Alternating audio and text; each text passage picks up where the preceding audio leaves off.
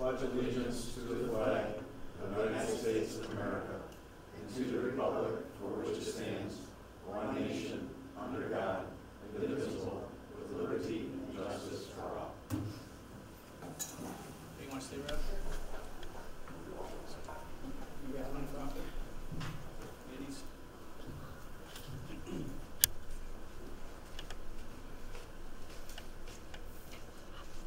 So tonight, I invited Chief Pickering to our board meeting to pay honor and tribute to his 30 years of dedicated service to not only the village of Webster, but also to our community. And Chief Pickering started in 1984 as a patrolman, and he's been leading the Webster Police Department since 2001 as chief, and he's done so with dignity and honor, and is the genuine representative of our community. Works very well with our community. I had the privilege recently of attending Chief Pickering's retirement dinner, and I'm so glad that I was able to attend. I appreciate the invitation, and I learned a great deal about Chief Pickering through the many speakers that spoke that evening. Congratulating you, and they told a lot of stories, professional and personal. Some were quite funny, but there's one person that spoke that evening that really impacted me, and that was your loving wife. And she gave it what I say more of a testimonial than a speech, and she spoke from the perspective of the wife of the police officer, and all that the family has to endure with the different shifts you have to work, the phone calls in the middle of the night for the emergencies. He has to, no matter where he is, any family function, that he drops whatever he's doing to answer the call, and it really meant a lot to me. And the other thing that I learned about you is that you really love your family. Your family is very, very integral to you as a person, and she spoke to not only your love of your family, but also the love that you have and your wife for the community of Webster, which is quite telling. So, at this time, in honor of your service to our community, we'd like to present you with this plaque for your 30 years on behalf of the village board and the entire community, and present it to Jerry Pickering in grateful appreciation for your 30 years of dedicated service. So, we thank you very much. Thank you.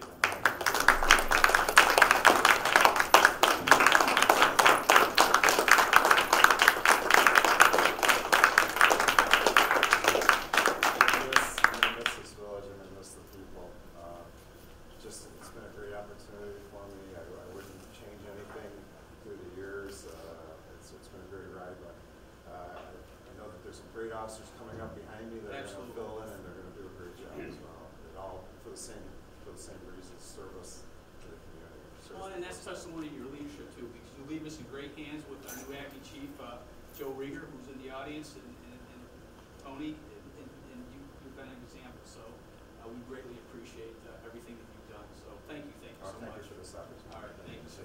Appreciate it. Thank you. Thanks. Thank you.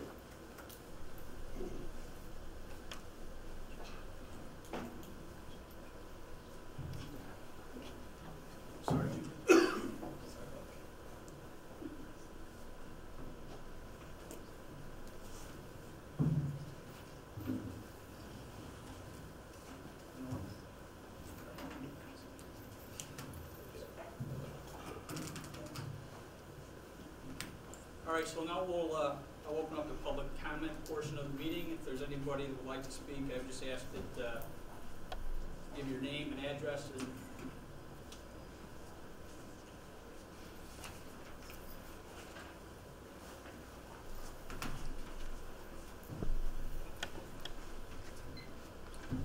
Richard Walter, 20 Elm Street. At a village board meeting a few weeks ago, I spoke about the poor negotiating abilities of the village board and its mayor. Apparently, the mayor agreed with me on what I said on the water, because I heard no comments on that. However, at the last meeting, he did disagree on a few of my points. We heard your comments, Mayor. Now the rest of the story. You said that Railroad Street was given away by a previous board. This is only partly true. However, that board only agreed to give the road to the developer who had the project at that time. For this purpose, for purpose of his development, this was to be a mixed-use project with first-floor retail, second and third floor apartments. That developer had financial problems and is long gone. Your board voted to allow the current developer a quitclaim deed on the property. Your board gave the Railroad Street away.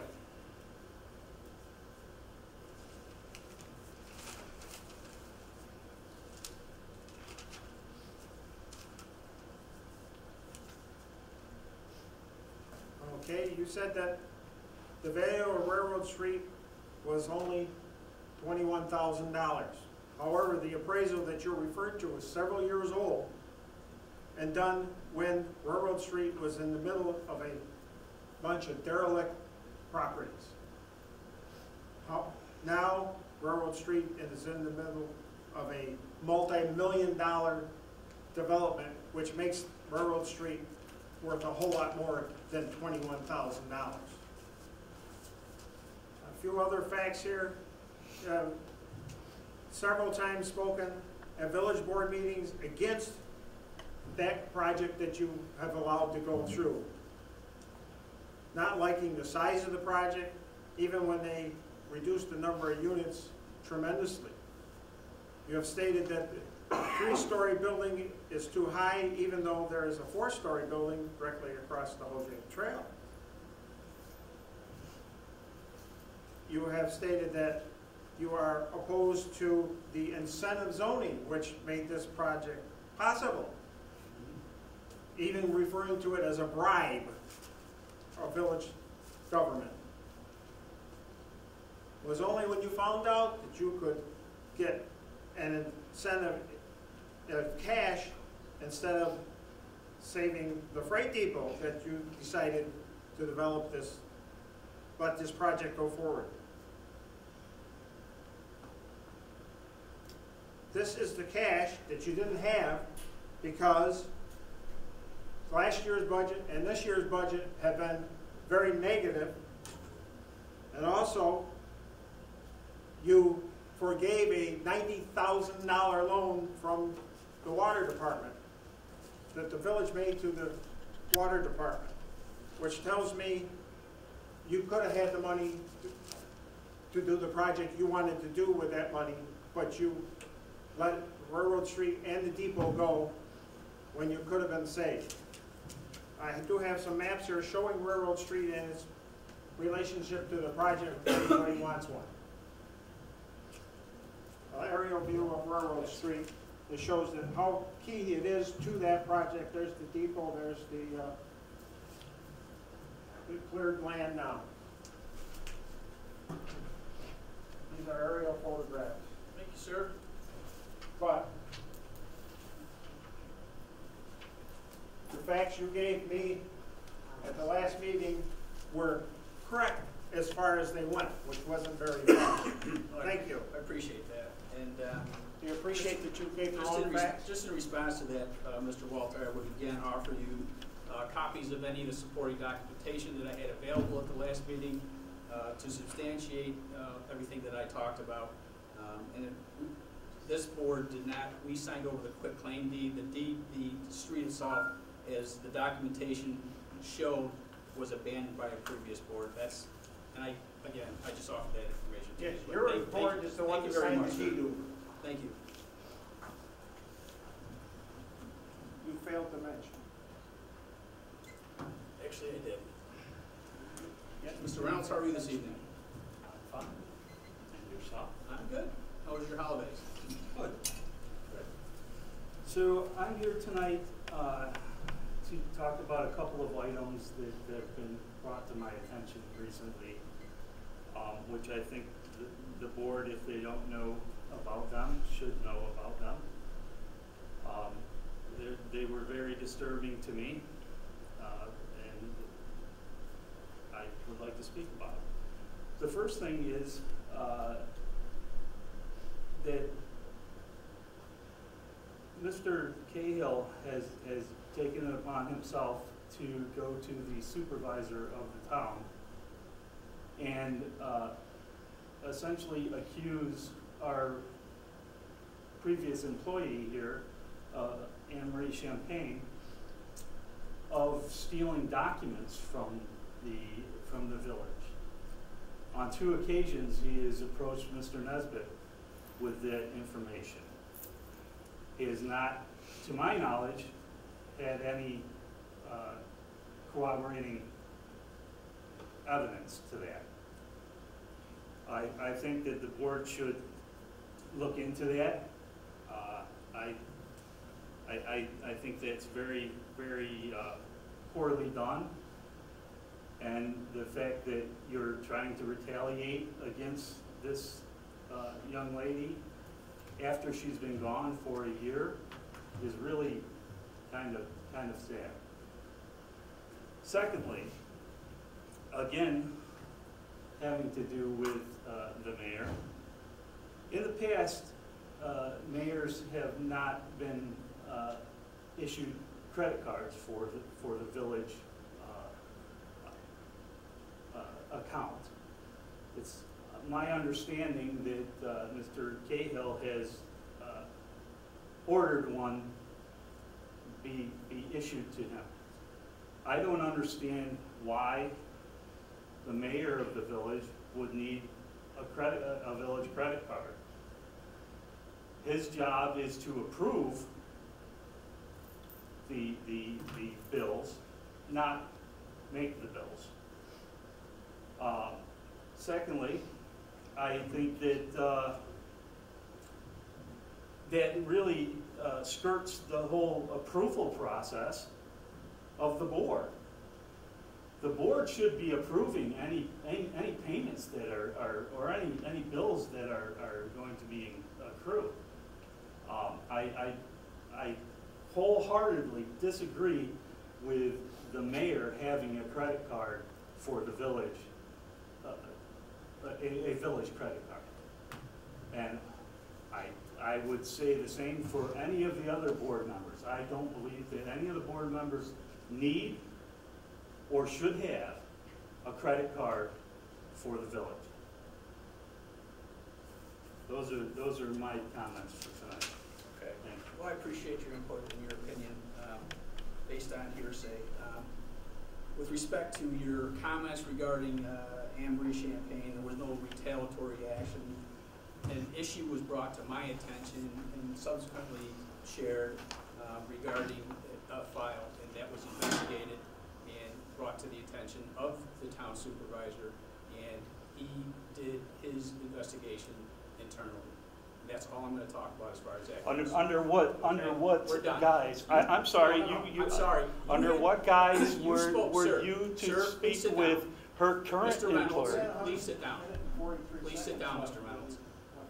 Mr. Reynolds, please sit down. I have the right to stand. Okay, well then, please be quiet.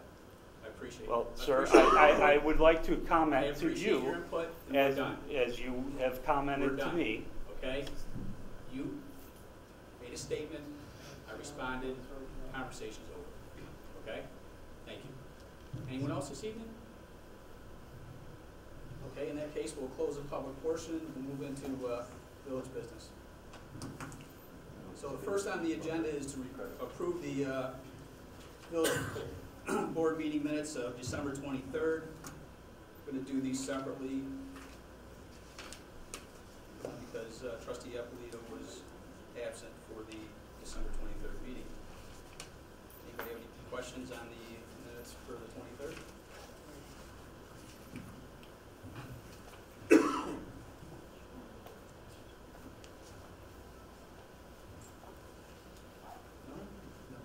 All right, I'll entertain a motion and a second to accept the minutes then for Belkane? Aye. Trustee Lancy? Aye. Trustee Abolito? Abstain. Trustee Byers? Aye. Mayor Cahill? Aye. Motion passes. Next is village board workshop minutes for December 30th.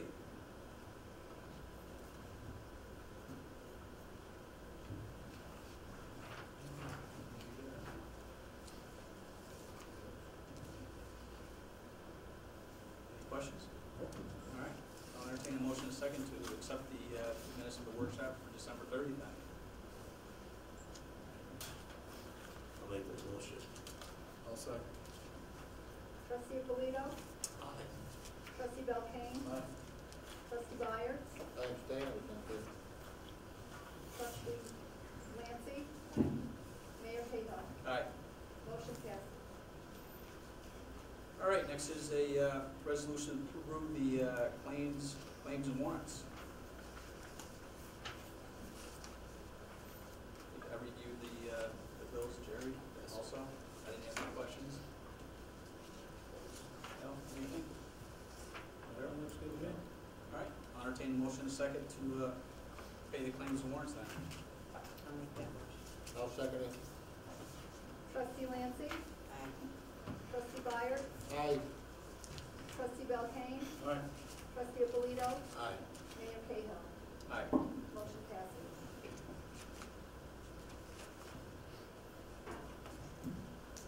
Don, do you have anything for us this evening? Thank you very much. Only regarding that small claims judgment that was taken against Yeah. Kirsten McCoy. I don't know what you want to do. I sent out the information subpoena just before Christmas, and you have to, the law requires that it be sent by certified mail return receipt requested. Right. I got the return receipt back, but it wasn't signed by Kirsten McCoy, it was signed by somebody else on December 24th. They've got a week to respond. Obviously, the week is up, and I haven't had any response to the subpoena, no answers to the written questions. So, inasmuch as she didn't sign for the subpoena and the questions and answers, it would be difficult to find her in contempt of court since she's not the one who picked this stuff up, someone else did. So I don't know what you want to do. Apparently Trustee Byers has some issues with me proceeding to collect it. I'm not a collections attorney. Right. It's not part of my responsibility as the village attorney to go and try to chase down somebody for $2,500 or $2,700, whatever it is. It's not a normal thing that any municipal attorney would Right. do. So, What would the fee, I don't know if you've had any experience in dealing with collection agencies, but what's their typical? well, it's not a collection agency, it would be a law firm, and there's one floor up from my firm, Goldstein and Relin. That's pretty much all they do is collection work, and their standard fee is 1/3 of the amount collected.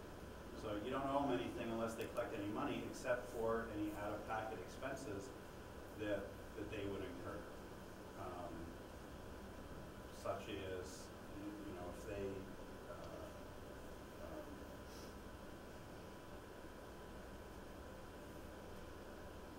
if they do locate any kind of bank accounts or whatever, there are filing fees for the sheriff's department that issue property executions and that kind of thing. Right. So you'd have to pay, those expenses. But, Well, if you could I can recommend give it, an I can attorney. give it to them. Yeah, if you could do that, and then they could get in touch with us, and we'll keep everybody in the loop, so they can give us some estimate of what general out-of-pocket expenses might be, so we can make some type of a decision.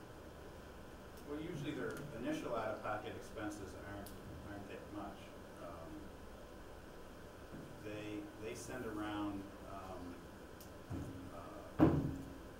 they call it like a bank sweep, where they send out restraining notices to any number of local banks to see if they can find a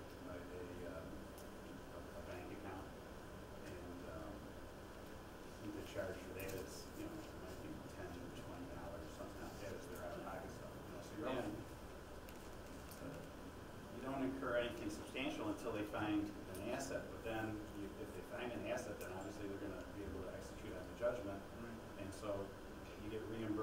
through that. Otherwise their out-of-pocket expenses aren't going to be very much. They'll do the bank sweep. They're not going to do. They won't try to serve her with a subpoena to try to take her deposition. Right. The problem is she lives out in Wayne County, so you have to do it in Wayne County. You have to go out the lines to do it.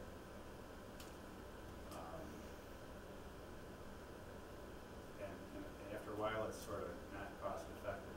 Right.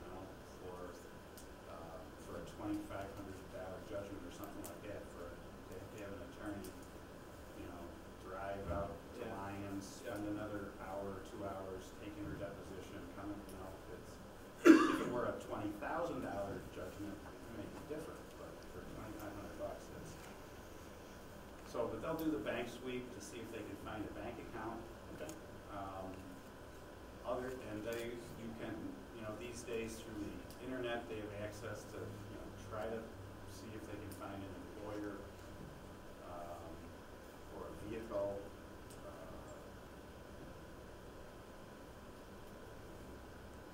So I think that's a great recommendation. all right, so I'll talk to them about if they're willing to try to collect on the judgment. Okay. And Are I'll you let okay you with know. that? There was very little information in the one email that I saw from you. So my question was, when you referred to being beyond the scope of your work and the hourly billing that you would have and what it might take going out back and forth versus no cost until there is a judgment, I just wanted more information. Okay. I provided that.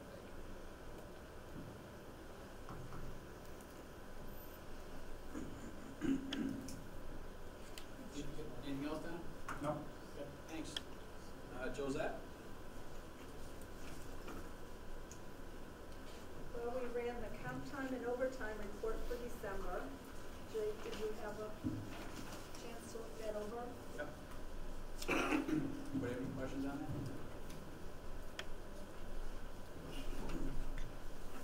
I didn't. I reviewed it earlier.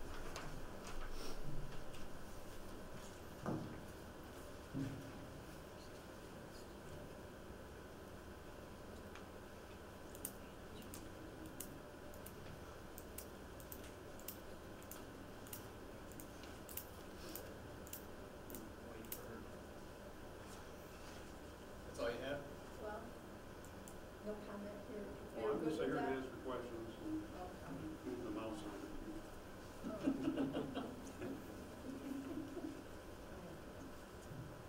Were there any questions? No. Moving on.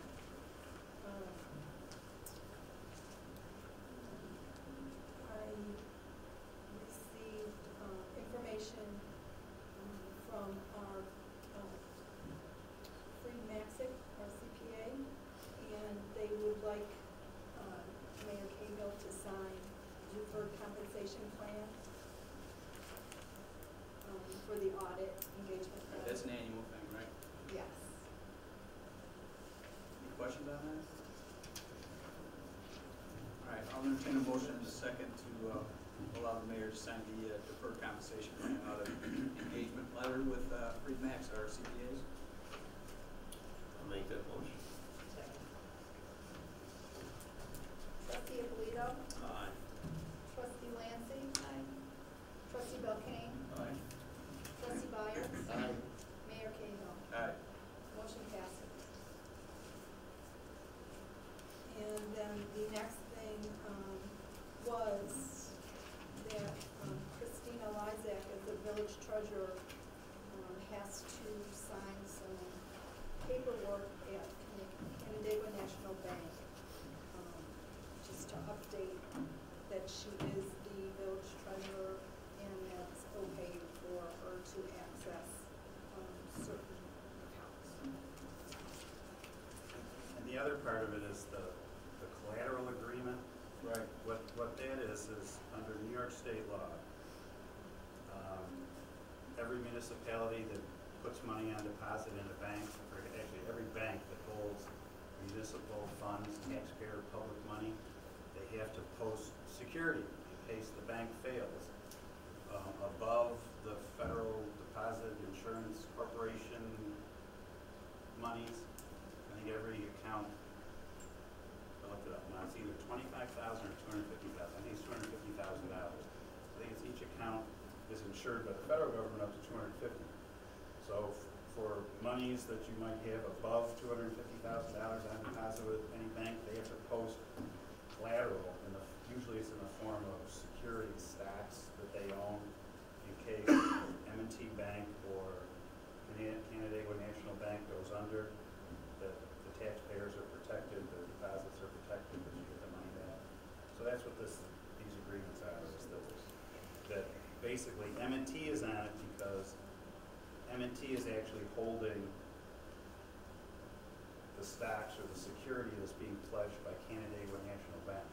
So a third party is holding it instead of the bank holding the security for itself. And I read them, they're all standard agreements. Okay, thanks, Todd.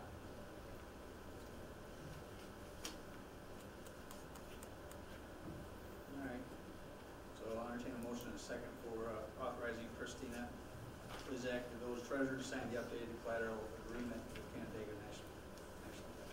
I'll make that motion. I'll second it. Trustee Byers? Aye. Trustee Lancy? Trustee Belkane? Aye. Trustee Polito? Aye. Mayor Cahill? Aye. Motion passes. That's all I had, so. All right, thank you, Josette, appreciate it. Jake? I just look for our normal winter reminders with the snow plowing. It's going to be real windy. We asked some people to hold off on putting their Christmas trees out, or so they don't end up in the middle of the street. I went to a tree down call the other day, and there's one in the middle of Seneca Street that they're blowing all over the place. So, just keep in mind that snow plows, if people are following behind one, don't fall too close and give room. They'll often back up and get around and turn a corner and back up in the street. So, just another day, looking for authorization for Will, myself, and John Caravelli, the 10 Finger Lakes building officials. It's an education conference. Every year we have to have at least 24 hours of continuing education credits for our code enforcement certification. And then the last one is for Fritz to attend Pest Manager's Recertification Workshop. And it's for a cost not to exceed $125. They're all at the same spot, but they're different days. And Fritz is because of his certification from the DC for pesticide application and public health. And the public health one ties back into when West Nile virus started coming up, and we needed somebody to be able to collect, if there's a bird or a suspect animal, needed somebody certified. And the county reached out, they wanted the municipality to have somebody to go, bring those into the county health department properly. Not going around spreading Ebola everywhere. So we make sure that there's training, so we can keep up that certificate as well. Straightforward. Any questions? All right, I'll entertain motion in a second to authorize these payments. I'll make that motion. Second. Trustee Belkane? Aye. Trustee Polito? Aye. Trustee Byers? Aye. Trustee Lancy? Aye. Mayor Cahill? Aye. Motion passes. The only other thing I have real quick, I see his dad here, so I reminded me, I want to congratulate Here we go. D'Amico got his CDL last week, so. Nice. Yay. Yes. So he's, watch out, everybody. No, he does a real good job, so, yeah, he did a real good job. Well, along those same lines, regarding Mr. Peter D'Amico, my thanks to Peter and also to Jake for allowing me to fix the holes in my office walls, and did a fantastic job with that. You never even know they were there, and repainted also did a great job. So very talented young man, and obviously an asset to the DPW. So And we trained him really fast. What's that? He said we trained him really fast, he's only been here 6 months. I know, it's amazing. The skills this guy has acquired in the last couple months. Amazing. I've seen him fixing all the vehicles, working on wiring. It's like, that kid is a quick study. And with good nature. Anybody else have anything before we open up the call-in? Darryl, You're done, announcements? Jim? I'm done.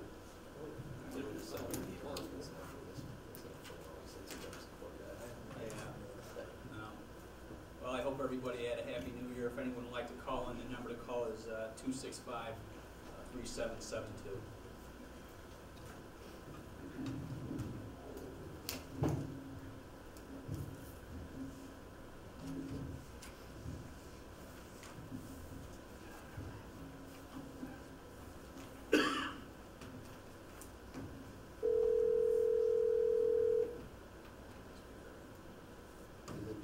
Always changes. Good evening. Can I get your name, please? Yeah, Hi, how are you? What's your address, sir? good. Main Street. I drove down Phillips Road the other day, by Foster Drive there, and that big wooded lot had a big development sign on it, trying to sell it or get development there. I was up through there today, I see it's gone. Any idea what's going on? No, I don't. Jake, you have any idea? No, I have not, I didn't notice heard that sign, anything. sir, and was it on Phillips or was it closer to Foster? Hello?